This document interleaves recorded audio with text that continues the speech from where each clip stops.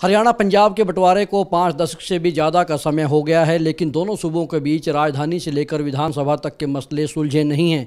लेकिन अब पंजाब यूनिवर्सिटी चंडीगढ़ में हरियाणा की हिस्सेदारी को लेकर एक नया मसला सामने आया है, जो कि काफ़ी लंबे समय से जिसकी किसी ने पैरवी नहीं की, जिसके चलते हरियाणा का हिस्सा पंजाब के पास चला गया। अब इनसो नेता दिग्विजय सिंह चौटाला ने इस मुद्दे को उठाया है। देखते हैं कि आखिर इनकी कवायद कितना रंग लाएगी। दिग्विजय जी, क्या उम्मीद है और क्या इसके कानूनी और तकनीकी पहलू हैं कि हरियाणा को पंजाब यूनिवर्सिटी में हिस्सेदारी मिले?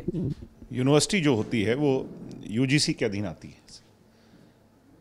इसी पर उपराष्ट्रपति महोदय ने एक कमेटी फॉर्म की जिसको रिकमेंडेशंस हमने अपनी तरफ से इंडियन नेशनल स्टूडेंट ऑर्गेनाइजेशन की तरफ से भेजी है। हरियाणा का हक पहले भी था, हरियाणा का हक आज भी है।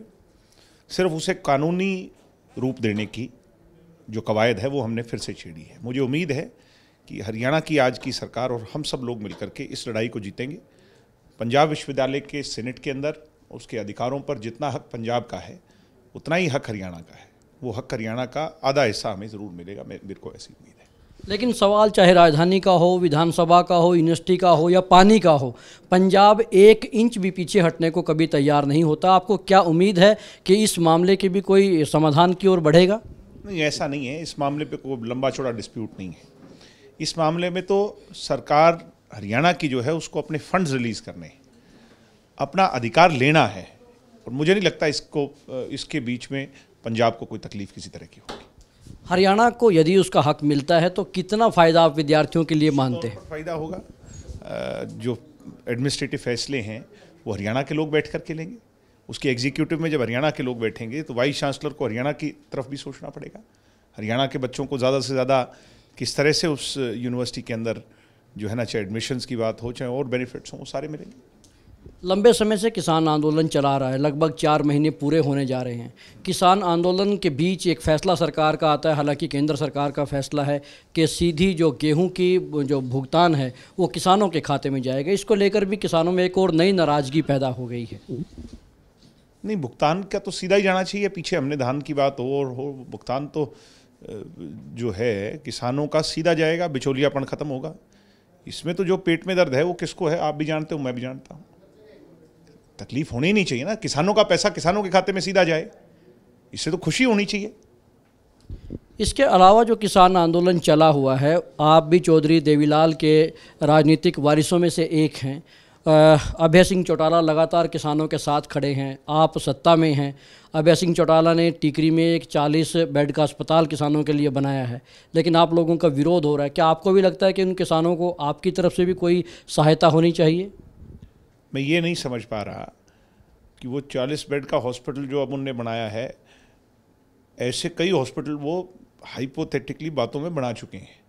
एक हॉस्पिटल मेरे जींद के इलेक्शन में उन्होंने जींद में भी बनाया था, वो कितने एक दिन चला वो आप भी जानते हो, मैं भी जानता हूँ। तो ये सब दिखावा है, ये सब ड्रामा है, ढकोसला है। अभय सिंह चौटाला की इन सब ढकोसलों को हरियाणा की जनता, किसान सब जानते हैं। ना तो उनके इस्तीफे से कोई फ़ायदा होगा, और ये जो उनने हॉस्पिटल को बनाया है फोटो अपॉर्चुनिटी के लिए बनाया होगा, इससे ज़्यादा कुछ नहीं।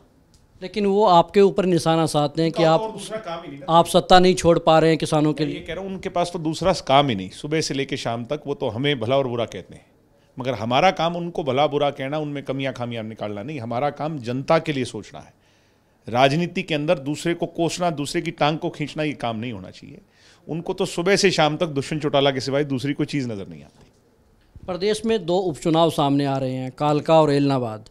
एलनाबाद में क्या जेजेपी दावेदारी करेगी सीट पे, क्योंकि आपका इलाका है? हम तो दोनों सीट पे दावेदारी करेंगे। गठबंधन के अंदर मिल बैठ करके फैसला होगा, हमारा दावा मजबूत होगा, वो सीट हमें मिलेगी, और मजबूत सीट पर हम मजबूती से चुनाव लड़ेंगे। एलनाबाद इस सारे प्रारूप में निश्चित तौर पर हमारी गृह क्षेत्र की सीट है, और उस पर हम मजबूती से अगर चुनाव लड़े तो जीतेंगे। दिग्विजय सिंह चौटाला प्रत्याशी हो सकते हैं? नहीं, ऐसा नहीं। ये पार्टी का फैसला होता है, संगठन का फैसला होता है। हमारे अध्यक्ष बैठ के फैसला लेंगे, बीजेपी की हाईकमान के साथ बैठ करके फैसला लेंगे। इसमें दिग्विजय लड़े या कौन लड़े तो भविष्य की बात है, भविष्य के घर में।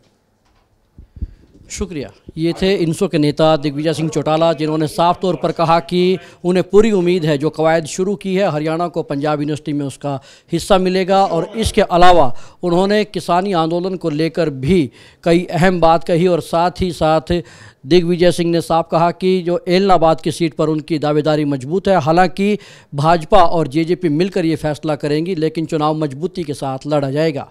अब देखना होगा कि चुनाव के नतीजे क्या होंगे और जेजेपी क्या कोई वहां पर अपनी चाबी से एक बार फिर सत्ता के और ज़्यादा मजबूत पायदान पर खड़ी हो पाएगी। कैमरामैन हितेश के साथ Rajesh Chauhan, Living India News, Chandigarh.